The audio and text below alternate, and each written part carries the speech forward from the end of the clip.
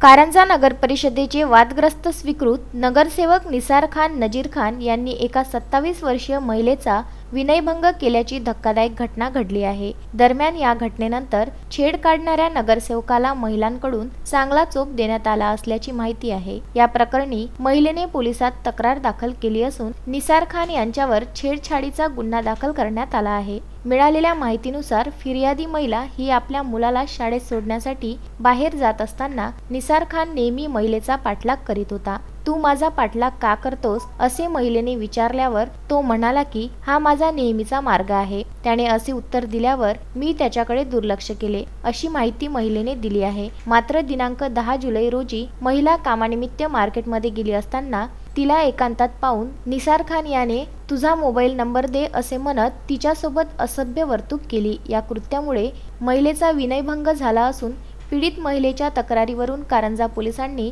कलम 354, 354 अन्वये गुन्हा दाखल केला आहे।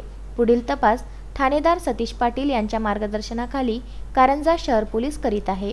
अक्षय लोटे, विदर्भ न्यूज, कारंजा लाड।